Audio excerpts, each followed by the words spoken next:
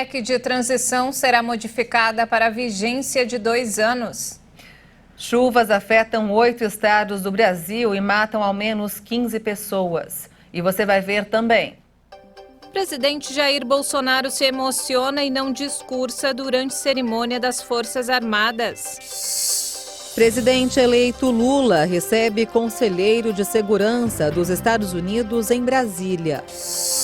G7 e Austrália vão colocar teto de $60 no preço do petróleo russo. Brasil goleia a Coreia do Sul por 4-1 e está nas quartas de final da Copa do Mundo do Catar. Agora, no Jornal das 18h30.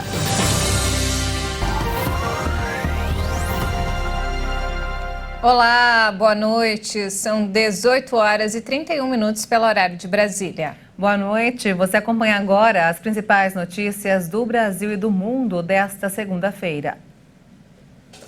A proposta de emenda à Constituição de transição, que abre espaço no orçamento de 2023 para bancar as promessas feitas durante a campanha eleitoral, deverá sofrer mudanças de acordo com o autor, senador Marcelo Castro. O texto deve ter vigência de 2 anos e custo de R$198 bilhões. A PEC busca a manutenção do Auxílio Brasil, que voltará a ser chamado de Bolsa Família de R$600, mais o adicional de R$150 por criança até 6 anos. O presidente Jair Bolsonaro esteve com a agenda cheia hoje em Brasília. Ele se reuniu com o ministro da Casa Civil, Ciro Nogueira, e depois participou de um evento das Forças Armadas. O presidente se emocionou e não discursou durante a cerimônia. Estiveram presentes no Clube Naval a primeira-dama Michele Bolsonaro e o ministro da Defesa, Paulo Sérgio Nogueira.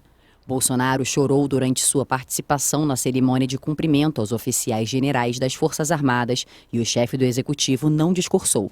Essa é a terceira agenda do presidente com militares desde as eleições. Recentemente, o presidente enfrentou a erisipela, uma doença na perna causada por uma bactéria. E o presidente eleito Lula se encontrou hoje com o enviado do presidente americano Joe Biden. Entre os assuntos em pauta estava a viagem de Lula a Washington.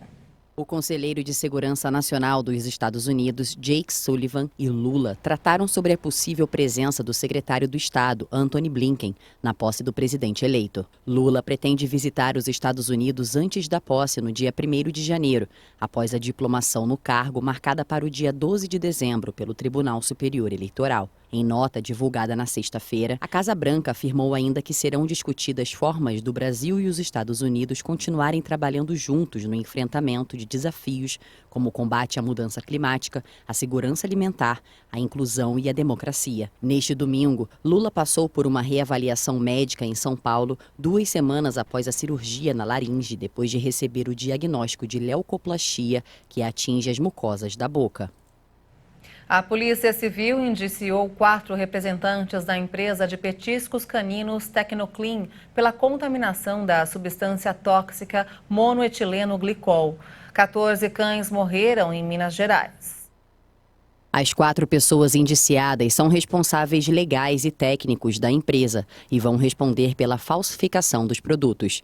Segundo a investigação, o consumidor final recebeu um produto alimentício que poderia ter sido vendido apenas para o ramo industrial. Por meio de análises periciais e necrópsias feitas nos corpos dos cachorros, foi detectada a presença da substância tóxica que não é recomendável para consumo animal e humano.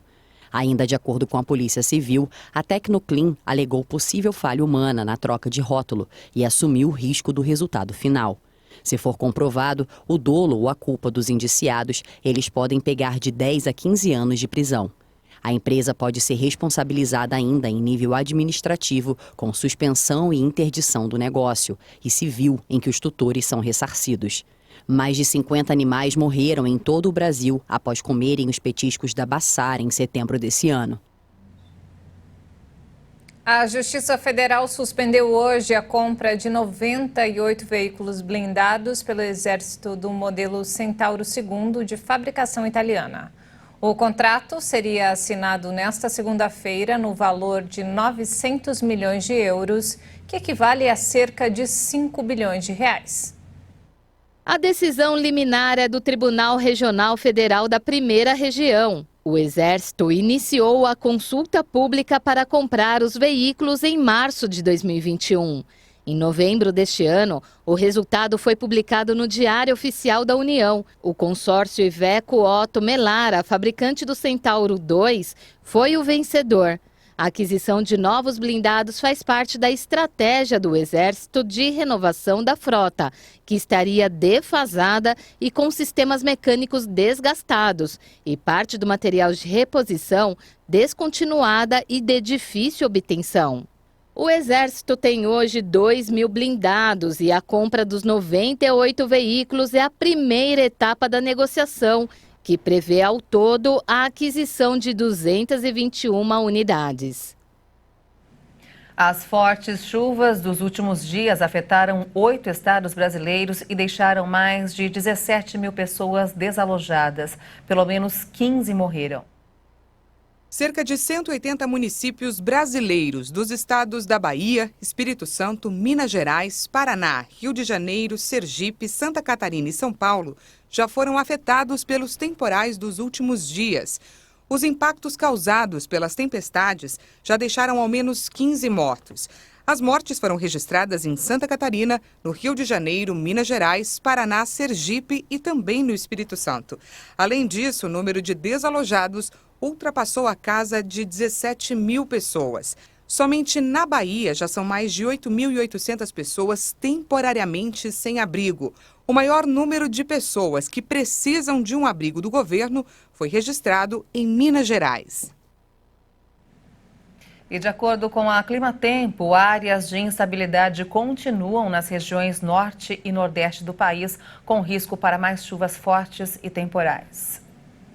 E falando sobre saúde, o medicamento mais caro do mundo vai fazer parte do rol de medicamentos disponibilizados pelo Sistema Único de Saúde, o SUS. Quem traz mais informações é a nossa repórter Bruna de Jaimo. A notícia foi dada pelo ministro da Saúde, Marcelo Queiroga, em uma publicação nas redes sociais, onde comemora a conquista e o parecer favorável da inclusão do medicamento no rol do SUS. O Zolgensma custa aproximadamente 6 milhões de reais e é utilizado no tratamento da doença atrofia muscular espinhal, mais conhecida como AME, uma doença rara e degenerativa passada de pais para filhos e causada pela incapacidade do corpo de produzir uma proteína essencial para a sobrevivência de neurônios motores. Isso afeta todos os músculos do corpo e impede que a pessoa tenha impulsos motores, dificultando respirar, engolir e se mover. A recomendação para a utilização do Zolgensma é de que seja aplicado em crianças de até 6 meses com AME tipo 1, que passam mais de 16 horas diárias, sem a necessidade de utilizar métodos de ventilação mecânica. Segundo um estudo publicado, a AME atinge 1 em cada 10 mil bebês no Brasil e varia do tipo 0, antes mesmo do nascimento, ao tipo 4, onde os primeiros sintomas podem aparecer mais ou menos aos 30 anos de idade. De São Paulo, Bruna de Jaimo. A segunda parcela do 13º salário vai injetar cerca de 113 bilhões de reais na economia brasileira. Assim como na primeira parcela, o principal destino desse dinheiro ainda deve ser o pagamento de dívidas.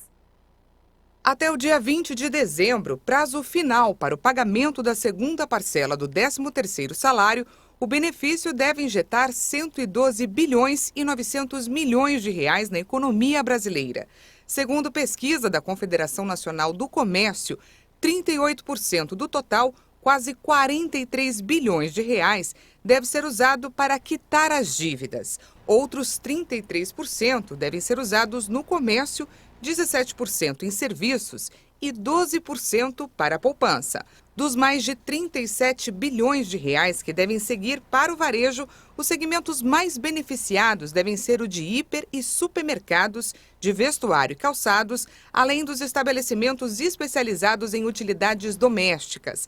Apesar da melhora do mercado de trabalho, com o aumento da ocupação e a desaceleração da inflação, a taxa de juros alta e o endividamento prejudicam o varejo.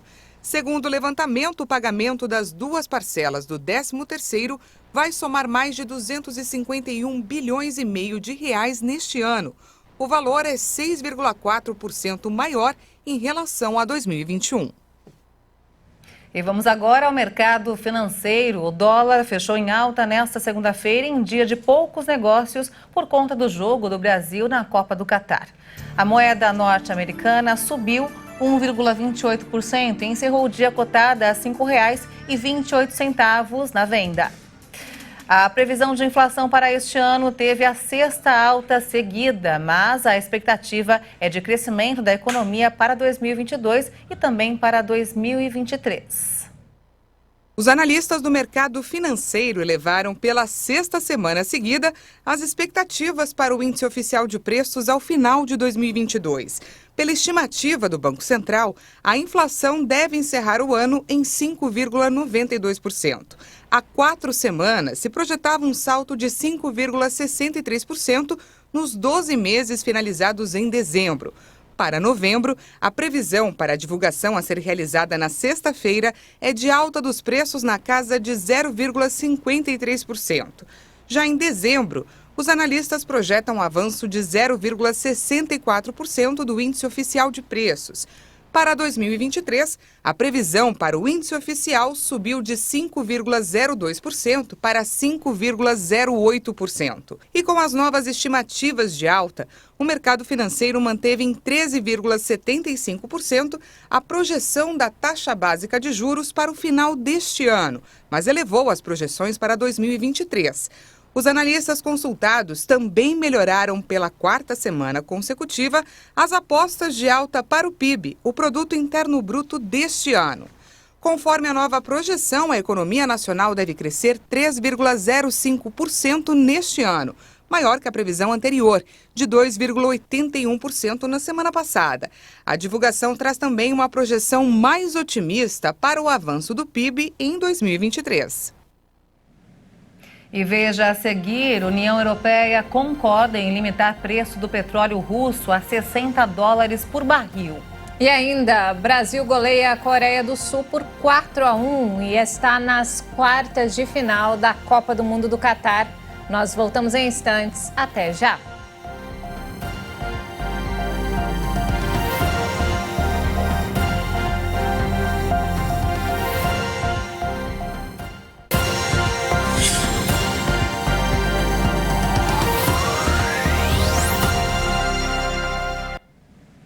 E nós estamos de volta, 18 horas e 45 minutos pelo horário de Brasília. Um deslizamento de terra na Colômbia matou mais de 30 pessoas, entre elas 3 crianças, depois que um ônibus foi soterrado. O fenômeno Laninha, conhecido por fortes chuvas no país, causou o acidente entre os povoados de Pueblo Rico e Santa Cecília, a cerca de 230 quilômetros da capital Bogotá. O prefeito de Pueblo Rico, Leonardo Fábio Ciagama, disse que os corpos foram levados para um estádio de esportes da cidade. Até agora, 5 pessoas foram resgatadas com vida no coletivo que viajava entre a terceira maior cidade da Colômbia e a província de Choco. Neste ano, o fenômeno vitimou mais de 216 pessoas e desabrigou 538 mil, segundo o governo do país. E o Irã executou mais de 500 pessoas desde o início de 2022, uma estimativa muito maior do que em todo o ano passado. Este número se soma às crescentes preocupações com o uso da pena de morte por parte das autoridades do país.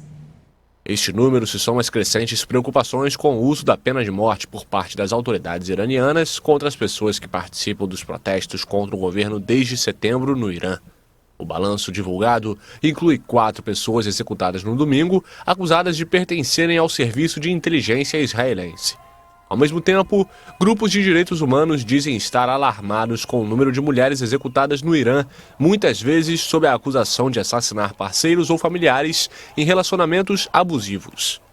A Iran Human Rights afirmou que a estimativa de pessoas executadas em 2022 é a mais alta dos últimos 5 anos.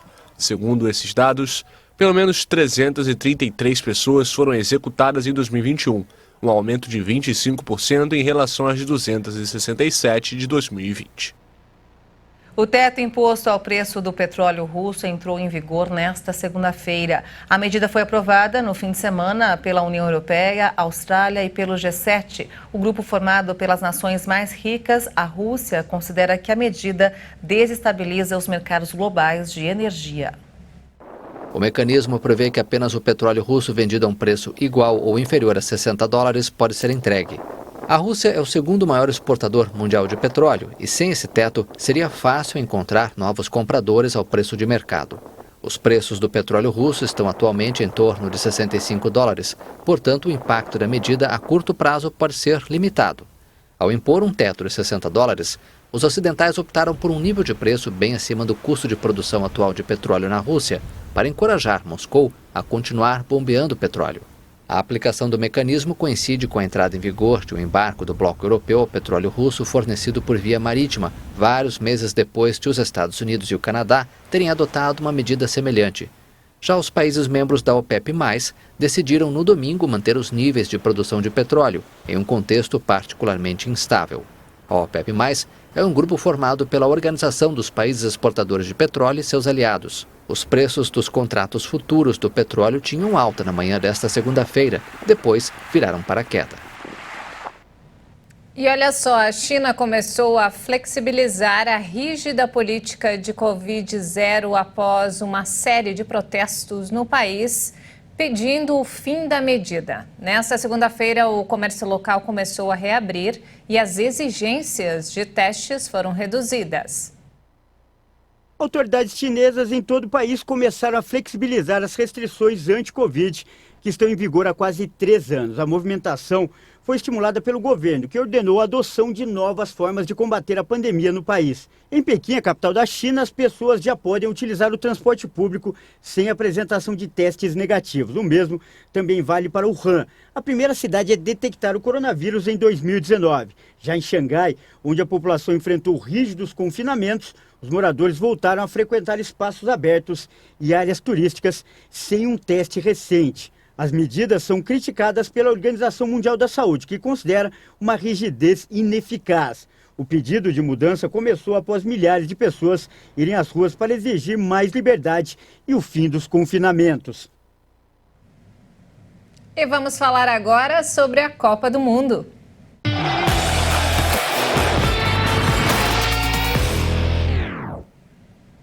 E quem está hoje aqui é Marcos Marinho com todas as informações dos jogos desta segunda-feira. Boa noite, Marcos. Teve muita emoção hoje com o Jogo do Brasil. Boa noite, Marcos. Boa noite, meninas. Muito obrigado pelo convite, público. Não teria outra forma, de começar a minha participação aqui no Jornal das 18h30 sem citar o Show do Brasil. A seleção comandada pelo técnico Tite goleou a Coreia do Sul por 4-1 e está classificada para as quartas de final da Copa do Mundo. A seleção brasileira fez uma partida controlada e não sofreu nenhum susto. O principal destaque do jogo foi o retorno aos gramados do nosso craque Neymar, que fez um gol numa cobrança de pênalti, e do lateral direito Danilo, que hoje, eventualmente, teve que jogar improvisado pela esquerda. Enfim, agora o Brasil voltará a campo contra a Croácia nesta sexta-feira, ao meio-dia, para tentar buscar a classificação para as semifinais do Mundial. E por falar nos croatas, a seleção de Luka Modric sofreu, mas conseguiu a vitória sobre o Japão. O jogo foi muito mais complicado do que as pessoas esperavam. O resultado da partida foi definido apenas nos pênaltis. As duas seleções não marcaram durante os 30 minutos extras de prorrogação, a primeira do Mundial. Durante o tempo normal, croatas e japoneses ficaram no 1-1. O placar foi inaugurado aos 42 do primeiro tempo, com Maeda. Após jogada de escanteio e cruzamento do lado direito, a bola sobrou para o atacante do Celtic empurrar para a rede. Pouco depois do intervalo, aos 9 da etapa complementar, Lovren cruzou e Perisic, no meio da defesa, cabeceou para o empate. O segundo tempo foi animado, com muitas finalizações pelas duas equipes. Mas nem os 30 minutos de tempo extra foram suficientes para definir um vencedor. Na disputa por pênaltis, brilhou a estrela de Livakovic. O goleiro croata pegou as duas primeiras cobranças dos asiáticos, desperdiçadas por Minamino e Mitoma, e a quarta por Yoshida. A responsabilidade da classificação ficou nos pés de Pasalic, que confirmou os europeus na próxima fase da Copa do Mundo do Catar. O roteiro lembra o Mundial de 2018, quando croatas passaram das oitavas e quartas após disputas por pênaltis. Modric e companhia encaram o vencedor do jogo entre Brasil e Coreia do Sul na próxima sexta-feira. E com a fase de oitavas de final quase se encerrando, alguns confrontos para a próxima etapa da Copa do Mundo já começaram a se definir. Acompanhe comigo agora a programação da Copa do Mundo para os próximos dias. Amanhã ocorrem os 2 últimos jogos das oitavas de final. Ao meio-dia, jogam a jovem seleção da Espanha contra a surpresa Marrocos. Um pouco mais tarde, às 4 horas, Portugal e Suíça jogam pela classificação para as quartas de final.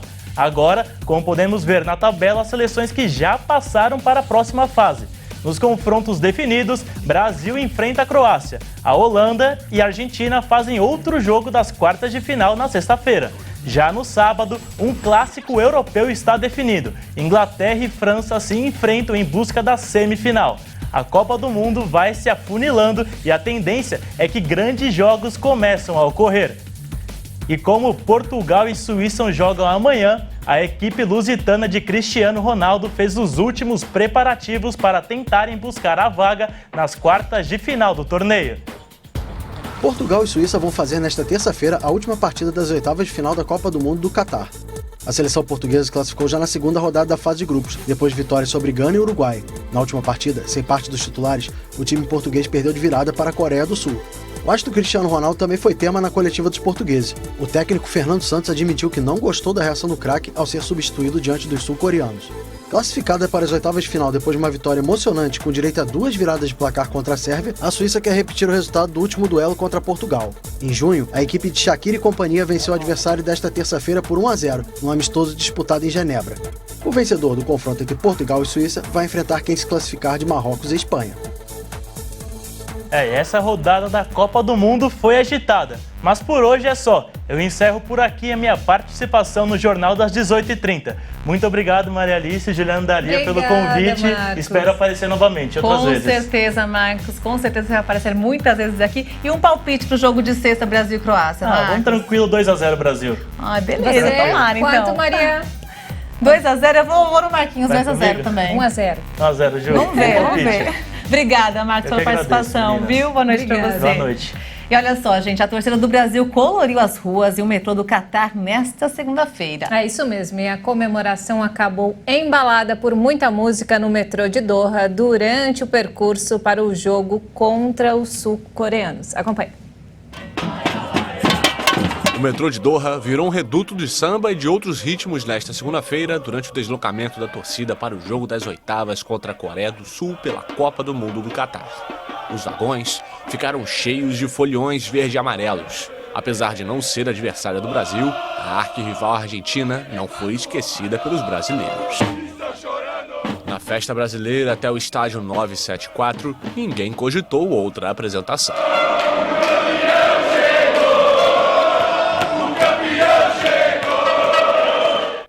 Literalmente o campeão chegou, hein? Que goleada. Por falta de alegria da torcida, a gente não vai levar esse hexa, com certeza, né, Ju? Com certeza. Não, e hoje eu vim de preto porque outro dia eu não dei sorte. Eu vim de azul. Agora você já sabe então, né, Ju? No próximo Sempre jogo, de então. É isso aí, gente. O Jornal 10, 18h30 fica por aqui. Você acompanha outras informações durante a nossa programação. Uma ótima noite para você e até amanhã. Obrigada pela companhia e um ótimo início de semana para você. Até mais.